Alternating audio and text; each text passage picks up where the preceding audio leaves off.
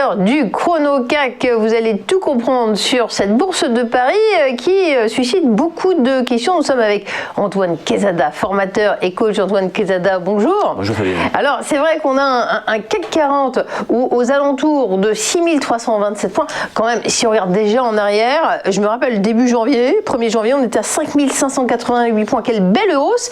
Et ce qui est fou, c'est que même si je vois qu'il y a des questions, il y a des problématiques, c'est pas sûr que ça continue pas finalement. C'est ce que j'allais vous dire. Effectivement, ce marché, il est très résilient, comme on dit. Résilient au sens où il aurait déjà eu 1000 raisons de retracer, au moins, de faire reprendre son souffle. Un grand pas en arrière, reprendre son souffle, parce qu'effectivement, cette hausse spectaculaire qu'on connaît depuis des mois, elle est, en fait, si on se souvient bien, c'est l'arrivée des vaccins qui a généré cet engouement, cette reprise d'espoir majeur. Ça date de début novembre, si mes souvenirs sont bons. Donc c'est à partir de là, le marché reprend espoir. Voilà, le marché reprend espoir et il anticipe ce qu'il y a de meilleur. Effectivement, ce qu'il y a de meilleur est déjà anticipé dans les cours. Mais pour autant, on souhaiterait avoir des retracements pour ensuite trouver des signaux acheteurs qui permettent de reprendre le train en marche. Et on en a eu quelques-uns, mais ces retracements, ils sont généralement de courte durée et ils sont rapidement mis à profit pour repartir de plus belle. Donc, graphiquement parlant, voilà le graphique que je vous présente toutes les semaines. Je ne fais que le retoucher sur certaines choses, mais les supports et les résistances tracées sont les mêmes déjà depuis des mois. Donc, on voit que ces niveaux sont relativement bien identifiés et ont une certaine fiabilité. Moi, depuis des mois, mon objectif c'était 6300, j'ai déjà eu l'occasion de le dire. On est allé au-dessus puisqu'on a passé les 6400 et quelques, et on a identifié la cassure donc de cette grande oblique haussière qui, normalement, devait permettre au marché, quand je dis permettre, devait générer un mouvement de baisse d'une certaine importance qui aurait permis par la suite d'assainir un petit peu ce marché, puisqu'en fait on est très haut, on ne veut pas descendre, mais en même temps, pour acheter comme ça sur des sommets, c'est toujours très délicat, et c'est pas tellement conseillé de le faire.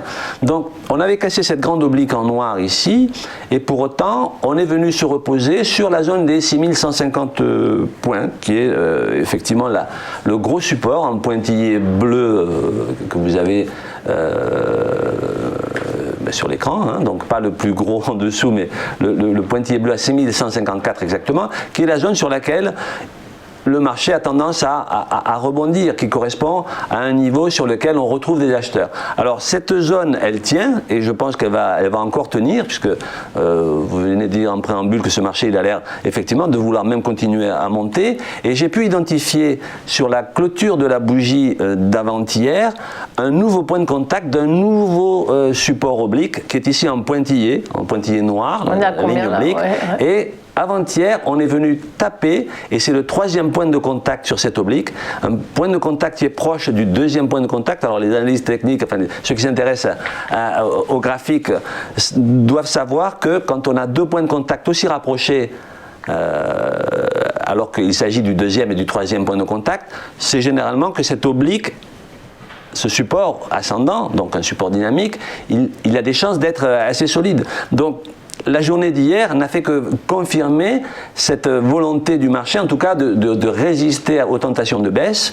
Et il faut bien le dire, là on a ouvert tout à l'heure, on est à plus 0,32%, on a ouvert avec un léger gap haussier également ce matin. Donc la journée est tout de même assez critique parce qu'on est vraiment entre la zone la plus haute et la zone de support. En fait, si on voit les 6302 points ici, la grande ligne horizontale qui était mon objectif de cours de long terme, on est toujours sur cette zone-là qui est la zone un peu médiane. Donc la journée d'aujourd'hui, beaucoup d'incertitudes. J'allais dire qu'aujourd'hui tout est possible. On pourrait faire un haut plus haut qu'hier ou un bas plus bas. Et ça serait quand même assez intéressant de le voir. On a la bougie d'hier qui rejoint à la fois la moyenne mobile 8 en rouge ici, et la moyenne mobile 20 qui est le gros support qui a tendance à soutenir les cours sur une tendance haussière.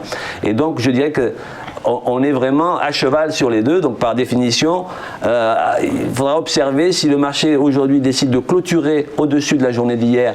On va considérer qu'il est très probable que l'on continue à rester au moins latéralement puisqu'en fait, on fait plus des hauts, on a fait des hauts plus hauts, on ne fait pas des bas plus bas, mais on pourrait faire un bas plus bas. En tout cas, bref, beaucoup d'incertitudes aujourd'hui. Vous savez que moi, j'aime bien avoir des signaux clairs et les évoquer. Là, pour la séance d'aujourd'hui, effectivement, tout est possible. Ça va se jouer effectivement dans l'amplitude des 6343 qui était le plus haut d'hier et le 6267 le plus bas d'hier.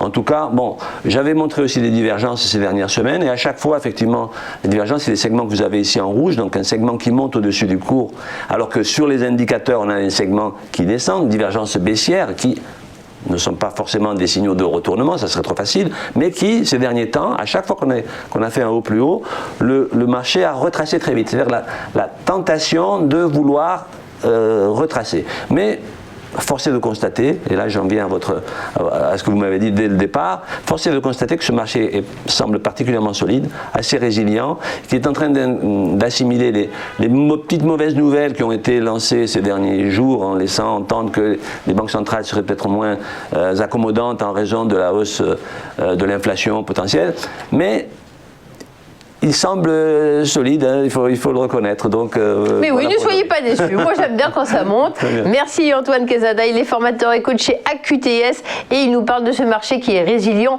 comme lui. Antoine, on vous retrouve la semaine prochaine, j'espère bien. Tout de suite, la séquence des Market Movers. Restez avec nous.